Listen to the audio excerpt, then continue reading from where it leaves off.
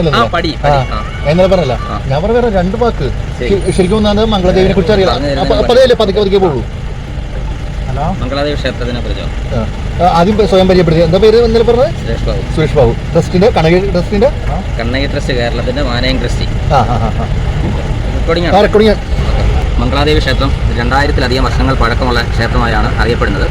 ഇത് ചിലപ്പതികാരത്തിൽ പറയുന്ന കോവലൻ കണ്ണകി കഥയുമായി ബന്ധപ്പെട്ടാണ് ഈ ക്ഷേത്രത്തിൻ്റെ ഐതിഹ്യം പറയുന്നത്. ഇത് ഐതിഹ്യമല്ല, ചരിത്ര രേഖ തന്നെയാണ് ഈ മംഗളാദേവി ക്ഷേത്രത്തിനെ സംബന്ധിച്ചുള്ളത്. ചേരൻ ചെങ്കുട്ടുവൻ്റെ കാലത്താണ് ക്ഷേത്രം പണി കഴിപ്പിച്ചത്.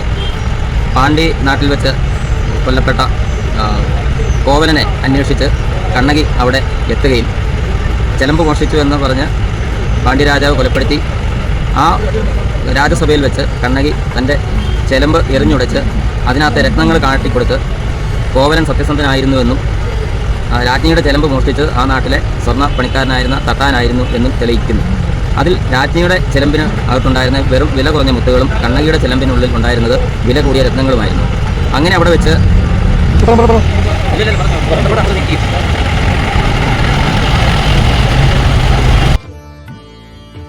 സുരേഷ് ബാബുവിനെ പോലുള്ള ഒരുപാട് പേരെ നേരിട്ട് കാണുകയും അവരിൽ നിന്ന് മനസ്സിലാക്കിയതാണ് നിങ്ങളായിട്ട് പങ്കുവെക്കുന്നത്. കണ്ണകി എന്ന് പറയുമ്പോൾ നമ്മൾ ആദ്യം ഓടിയെത്തുന്നത് കൊടുങ്ങല്ലൂർ ക്ഷേത്രവുമായി ബന്ധപ്പെട്ടാണ്. വർഷങ്ങൾക്ക് മുമ്പ്, അതായത് 2000 വർഷം മുമ്പേ മംഗളാദേവി കണ്ണകി ക്ഷേത്രം എന്ന് പറഞ്ഞിട്ട് ഈ മലയുടെ മേളിൽ ഉള്ള ഒരു ക്ഷേത്രമാണ്. അപ്പൊ അതിനെ ചുറ്റിപ്പറ്റുള്ള, അതായത് ശരിക്കും തമിഴ്നാട്ടിലെ ഇതിഹാസ കാവ്യമായിട്ടുള്ള ചിലപ്പതികാരത്തിലെ ഒരു വീരനായികയാണ് കണ്ണകി. ചിലപ്പതികാരം എന്ന് പറഞ്ഞാൽ ചിലമ്പിന്റെ കഥ എന്നാണ് പറയുന്നത്. അതായത് അതിധനികനായിട്ടുള്ള 2 പേരുടെ മക്കൾ, അതായത് കോവലൻ അതുകൂടാതെ അതിസുന്ദരിയായിട്ടുള്ള കണ്ണകി തമ്മിൽ വിവാഹം കഴിക്കുകയുമായിട്ട് ഇരുവരും ആ പട്ടണത്തിൽ ജീവിക്കുകയും മാധവിയെ നടത്തുകയും കോവലൻ കണ്ടുമുട്ടുകയും പിന്നീട് അവർ തമ്മിൽ പ്രണയത്തിലായി ചെയ്യുന്നത് തുടങ്ങുന്നു കഥ. വളരെ ചുരുക്കിയാൻ പറയാം, കണ്ണകിയെ മറന്ന് കോവലൻ തന്റെ സ്വത്ത് മുഴുവനും മാധവിക്ക് വേണ്ടി ചെലവാക്കുകയും ഒടുവിൽ സ്വത്ത് നഷ്ടപ്പെട്ട കോവലൻ തന്റെ തെറ്റ് മനസ്സിലാക്കി കണ്ണകിയുടെ അടുത്തേക്ക് തിരിച്ചു പോവുകയും കണ്ണകിയുടെ കയ്യിൽ ആകെ ഉണ്ടായിരുന്ന രത്നങ്ങൾ നിറച്ച ചെലമ്പ് കോവലനെ ഏൽപ്പിക്കുകയും ഇത് വിറ്റ് വ്യവസായം തുടങ്ങുവാനും കോവലനോട് കണ്ണകി ആവശ്യപ്പെടുകയും അതിന്റെ അടിസ്ഥാനത്തിൽ മധുര പട്ടണത്തിലെത്തി കോവലൻ ഇത് വിൽക്കുവാൻ ശ്രമിക്കുകയും ചെയ്തു. ഇതേസമയം ഇവിടെ ഉണ്ടായിരുന്ന രാജ്ഞിയുടെ ചെലമ്പ് നഷ്ടപ്പെടുകയും കണ്ണകിയുടെ ചെലമ്പുമായി സാമ്യം തോന്നിയതിന്റെ അടിസ്ഥാനത്തിൽ കോവലനെ പിടിക്കുകയും കോവലനെ രാജാവിന് മുന്നിൽ കൊണ്ടുവരികയും കുറ്റം ആരോപിക്കുകയും ചെയ്തതിനെ തുടർന്ന് തലവെട്ടുകയും ചെയ്തു.